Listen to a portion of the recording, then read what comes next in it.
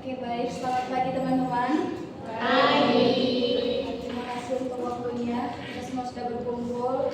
Kita juga bersyukur kepada Tuhan Yang Maha Kuasa karena kita masih diberikan kesehatan. Pertama-tama yang saya hormati Ibu Purwati Widyastuti, dan yang saya banggakan juga teman-teman yang sudah ada di dalam forum kita. Di sini kita akan mendengarkan presentasi dari kelompok 13, kelompok 14 mengenai akuntansi perkebunan. Saya harap teman-teman bisa memperhatikan dan menyimak agar teman-teman juga memperoleh ilmu yang teman-teman yang akan menyampaikan ke materi-materinya. Untuk materi satu langsung saja kita saya berikan waktu kepada Rizka sebagai materi satu. Terima kasih atas penjelasannya. Di sini agenda topik pembahasan yang kita bahas ada definisi akuntansi perkebunan, klasifikasi tanaman perkebunan, pengelompokan biaya, pencatatan aset PBN dan pencatatan aset TM. Pertama-tama saya akan membahas definisi akuntansi perkebunan. Akuntansi perkebunan merupakan cara akuntansi khusus yang menerapkan prinsip-prinsip keuangan pada entitas bisnis di bidang perkebunan. Ruang lingkup akuntansi ini mencakup proses pengakuan, pengukuran, penyajian hingga pengungkapan laporan keuangan untuk aset biologis serta aktivitas agrikultur lainnya. Seluruh proses pencatatan ini wajib mengacu pada standar resmi yang berlaku di Indonesia, yaitu PSAK 69 tentang agrikultur. Standar ini berfungsi sebagai panduan utama agar perusahaan perkebunan dapat melaporkan kondisi keuangannya secara transparan dan seragam sesuai dengan regulasi yang berlaku. Di dalam praktik akuntansi perkebunan ini terdapat 3 komponen utama yang saling berkaitan erat sebagai berikut.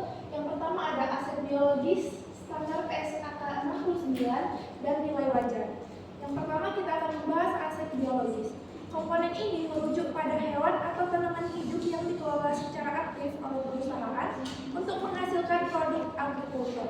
Karakteristik unik dari aset ini adalah adanya proses transformasi biologis seperti pertumbuhan pohon kelapa sawit atau karet yang nilainya terus berubah seiring berjalannya waktu hingga masa panen tiba.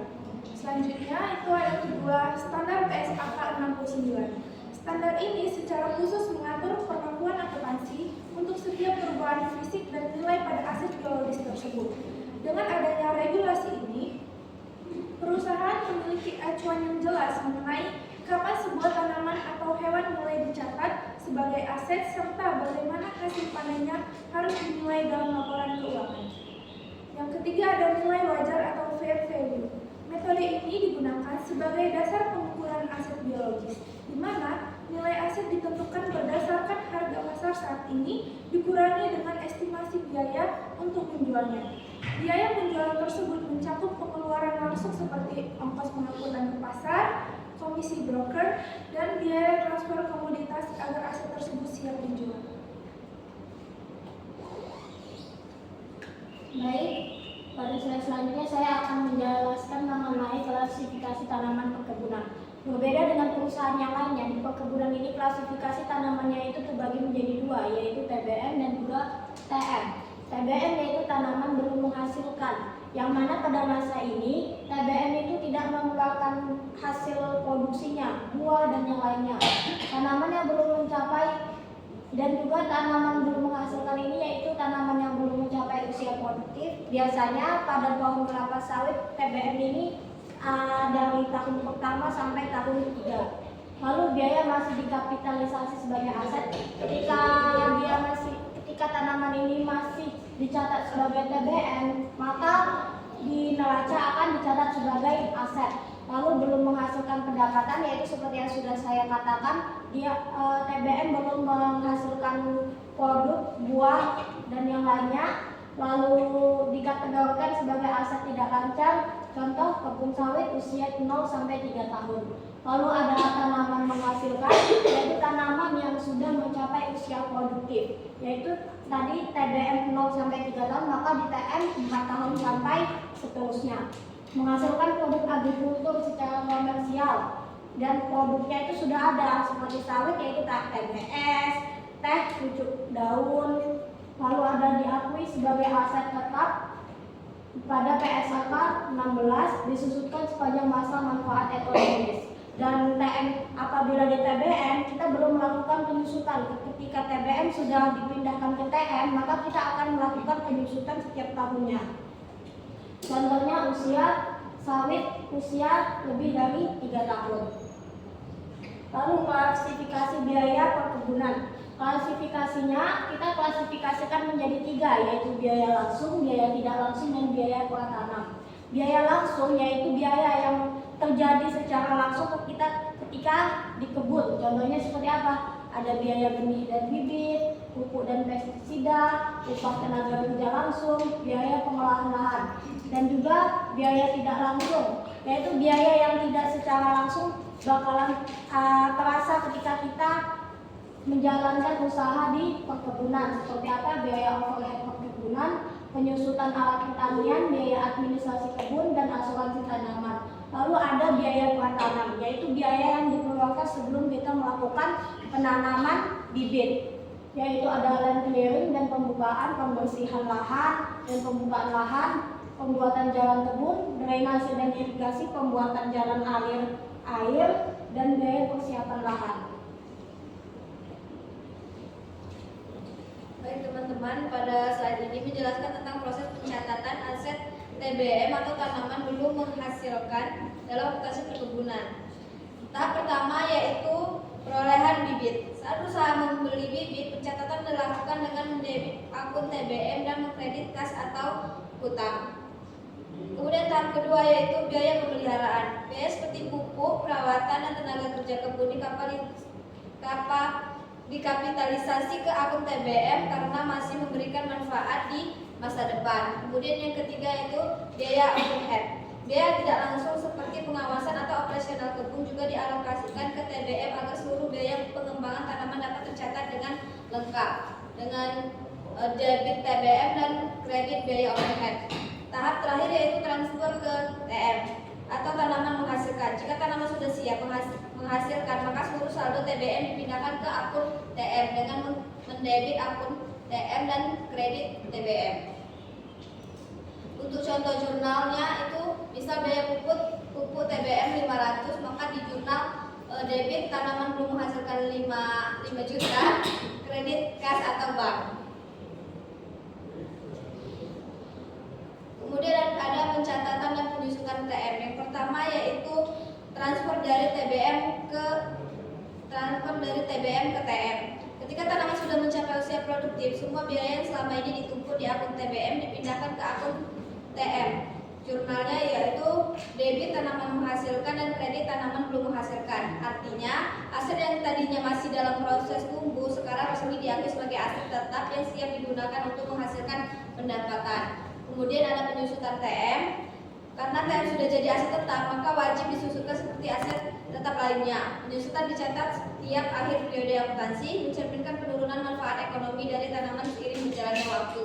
Jurnalnya yaitu beban penyusutan TM dan kredit akumulasi penyusutan TM. Kemudian yang terakhir yaitu pemberhentian aset. Di sini dilakukan pemberhentian aset, nilai buku yang tersisa diakui sebagai kerugian. Jurnalnya yaitu akumulasi debitnya akumulasi penyusutan TM, kerugian pelepasan TM, dan kreditnya tanaman menghasilkan. Kerugian muncul karena tanaman sudah tidak bisa memberi manfaat ekonomi tapi nilai bukunya belum nol.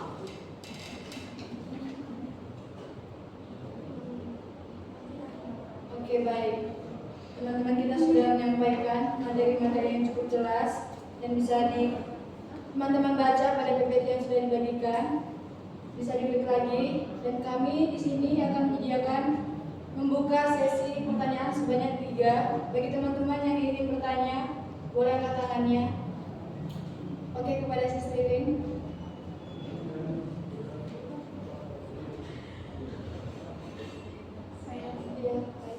Perkenalkan, nama saya Lydia dari kelompok 13.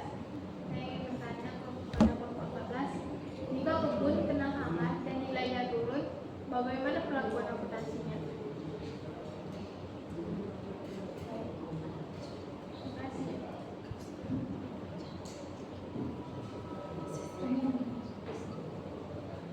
Perkenalkan, nama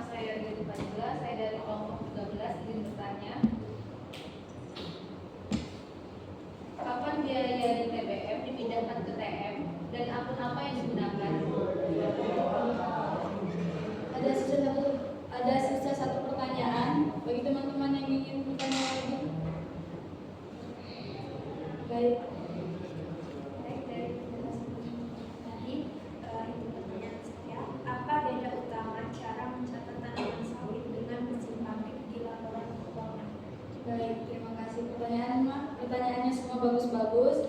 Jadi berikan waktu kepada pemateri kita sebanyak 1 menit saja. Cukup 1 menit. Oke, terima kasih. Tunggu sebentar ya teman-teman.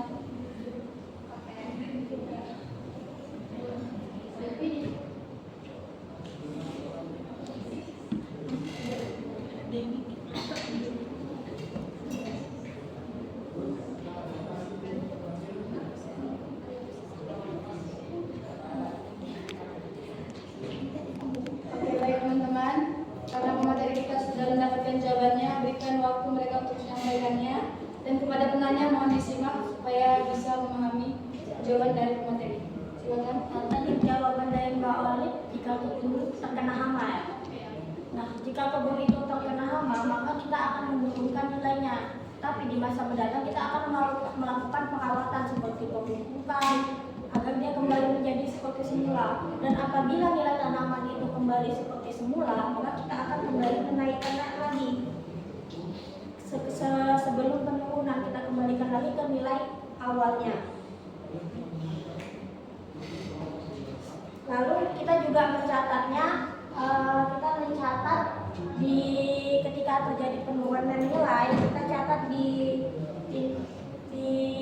jumlahnya seperti ini.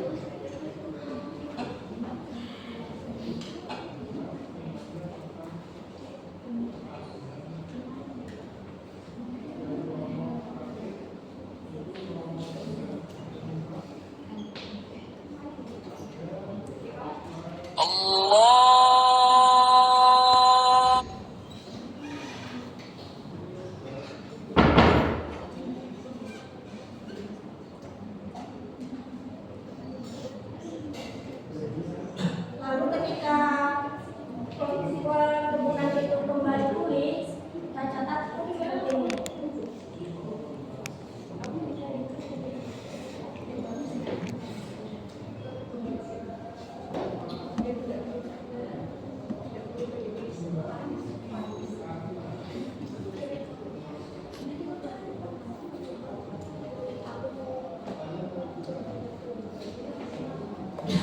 Ketika penurunan nilai kita catat di sisi debit untuk penurunan nilai di kredit aset biologis. Ketika pulih kita catat kita debit lagi aset biologis dan mengikuti pada pemulihan penurunan nilai. Sampai di sini bagaimana? Mbak? Oke, baik. Karena penanya satu sudah cukup paham, kita lanjut ke penanya kedua. Silakan dijawab oleh Dela. Baik, untuk pertanyaan yang kedua itu kapan biaya di TBM dipindahkan ke TM dan akun apa saja yang digunakan? Jadi dipindahkan itu saat tanaman sudah menghasilkan dan siap dipanen secara komersil, biasanya umur 3-4 tahun. Untuk akun yang digunakan itu ada 2 akun, yaitu di debitnya tanaman menghasilkan dan kreditnya tanaman belum menghasilkan. Ya. Apakah cukup jelas? Baik. Selanjutnya kita akan menjawab pertanyaan ketiga. Kepada Rizka diberikan waktu untuk menjawab. Baik, terima kasih. Saya akan menjawab pertanyaan dari Mbak Iis, yaitu apa beda utama cara mencatat tanaman sawit dengan mesin pabrik di paparan ruangan? Nah, untuk mencatat tanaman sawit itu adalah termasuk ke dalam aset biologis di PSAK 69.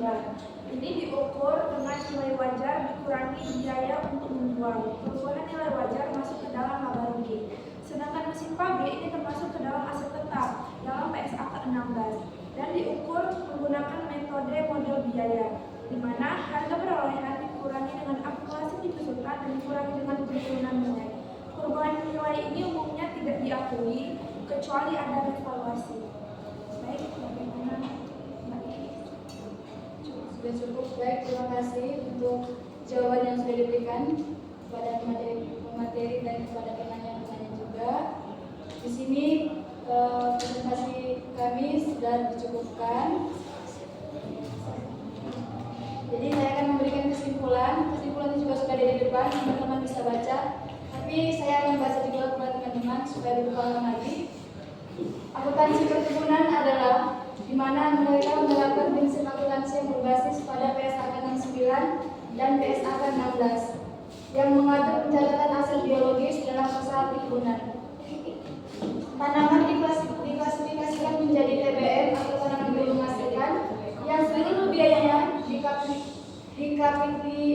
dikapitalisasi sebagai aset tidak lancar.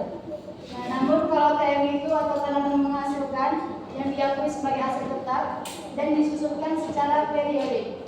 Biaya perkebunan dikelompokkan menjadi biaya langsung, biaya tidak langsung, dan pratanam yang semuanya dicatat secara sistematis mulai dari fase TBM hingga reklasifikasi PTM saat tanaman memasuki masa produktif. Tujuannya apa? Tujuan utamanya adalah menyajikan informasi keuangan yang akurat dan andal sebagai dasar pengambilan keputusan bagi manajemen dan pemangku kepentingan. Oke, begitu. Demikianlah kesimpulan yang sudah saya baca. Saya harap presentasi hari ini memberikan manfaat kepada teman-teman semuanya.